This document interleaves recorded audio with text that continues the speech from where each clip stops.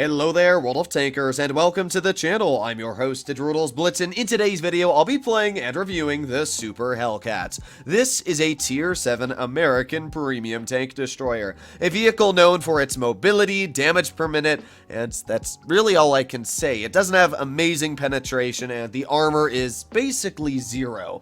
If we were to compare the Super Hellcat to the normal M18 Hellcat, which is a Tier 6 tech tree tank destroyer, they're actually pretty darn similar. Super Hellcat sports about 300 more DPM at 2763 compared to the 2466 that the M18 Hellcat carries, about 10% more. It also has 4% more penetration on the standard ammo, sitting at 182 millimeters a pen instead of the Hellcat's normal 175, but I will add that the premium ammo on both of these vehicles is exactly the same at a pretty nice 243 millimeters. Weirdly enough, when it comes to the gun handling statistics, the Super Hellcat is actually less accurate and has a worse aiming time. It's 12% worse on the aiming time than the normal Hellcat, and about 3% worse on base dispersion. So that's kind of a weird thing. I don't know why Wargaming made the Super Hellcat less accurate. In my opinion, it should have been more accurate. But hey, maybe mobility the Super Hellcat wins at. Well, it does reverse faster. It reverses at 20, where the normal Hellcat reverses at 15. But apart from that, no, their power to weights are basically the same. In fact, the normal Hellcat has way better terrain resistances on soft terrain. So if you're driving through water, Hellcat will actually move. That's not the case for the Super Hellcat. So, yeah, statistically, there's not much reason to actually get a Super Hellcat. It does have more armor, about 10 millimeters more, which is not much, judging that the Hellcat only has 13 millimeters, so the Super Hellcat is sitting at 25 millimeters. Yeah, it's definitely not a tank you should buy. It's a fun tank, don't get me wrong. The Hellcat itself is a really strong tier 6, so being able to play the Hellcat just bumped up a tier with a little bit more DPM feels really fun. It's just that for 8,000 gold or 6,000 gold, and if you're gonna get the tank, you might as well just get the 8,000 gold bundle. I mean, at least you get another vehicle with it, and the camo. But, yeah, it's really just not worth it. Don't spend 8,000 gold on this vehicle. The only advantage I'd say this has over the normal Hellcat is the fact that this has PBR graphics, which won't always be the advantage because eventually the Hellcat will get PBR, and with its legendary camo as well, I think the Hellcat actually has a cooler look than the Super Hellcat now. But let's see what we can do here. I still think that the Super Hellcat is a pretty fun vehicle. It's got a super good camo rating. It's literally just a Hellcat in tier 7, and all they've adjusted basically is the DPM value, which I actually think makes it a really fun vehicle. If you're not looking for an overpowered tank, and this kind of suits your playstyle, definitely in the future it will be really cheap. I mean, there's no way Wargaming's going to be able to sell this tank for anything more than like maybe 5,000 or 4,000 gold in the future, same as like the T28 HTC, because nobody would buy it if it cost more. So yeah, I haven't seen a single Super Hellcat roll around in tier 7. Now granted, I don't play much tier 7, but for the maybe 20 or 30 games I've played in tier 7 in the past month, I have not seen this tank a single time, and it's been out for at least 2 or 3 weeks now. So let's see, we got the SU-100 in front of us, can't do anything to him.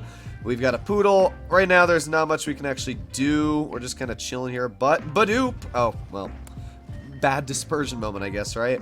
Let's reload. Oh, can't get a shell into you. Maybe this guy was gonna cross, maybe? Oh, yes, boop, there you go. One nice shot into the Cromwell Berlin. Thank you very much for your hit points, and long live the Cromwell.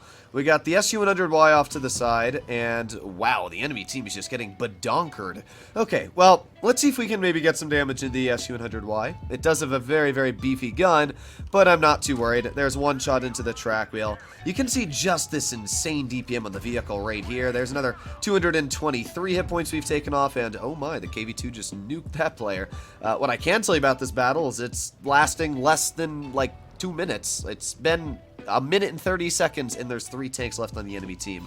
Like, what the absolute heck? There's a nice shot into the Panzer IVs.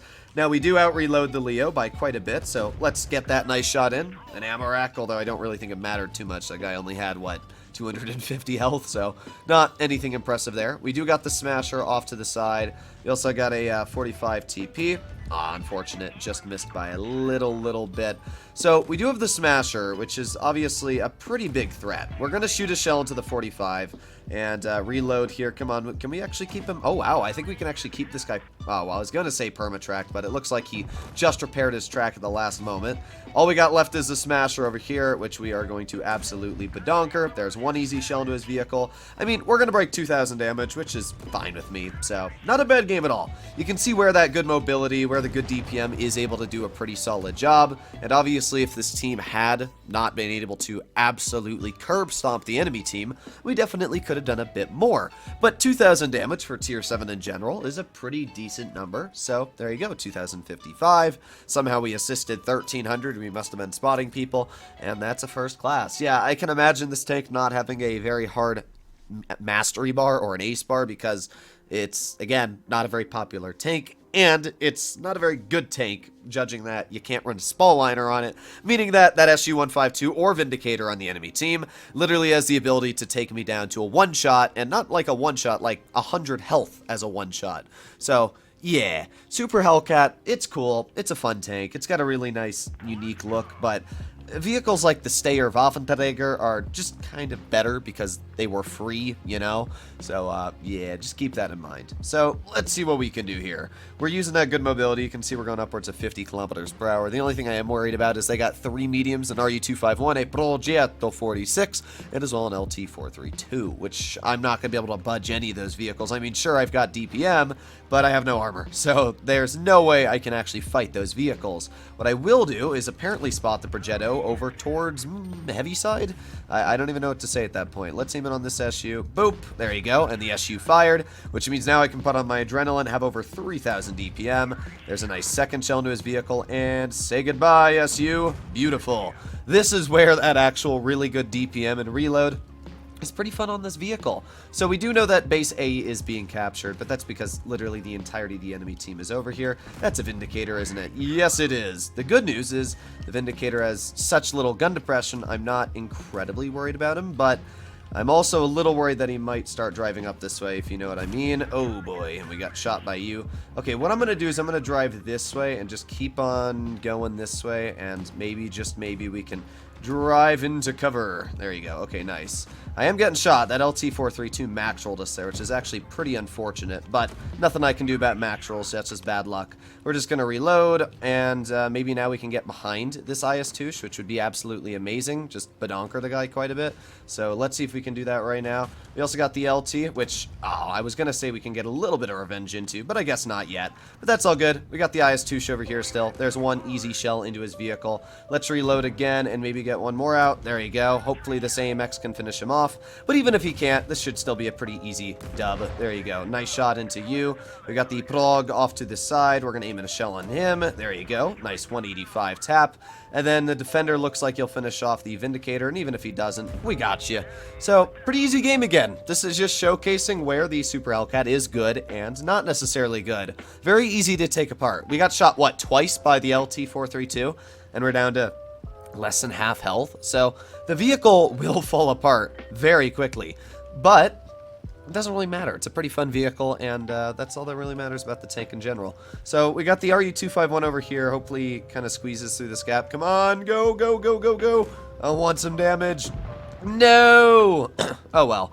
My voice is kind of dead at the end here, but either way, hopefully you enjoyed today's video on the Super Hellcat. Pretty fun tier 7 overall. We were able to do a decent job in this game. Let's see how much damage we were able to do. About 2278, not bad at all. And we were able to not get a mastery. Unfortunate. I was hoping just because we did a little more than the last game. But either way, it's a fun tank. I wouldn't suggest to buy it, but if you did, at least this will be a good review for you. Hopefully you enjoyed the video. I'll see you in the next one. Bye-bye.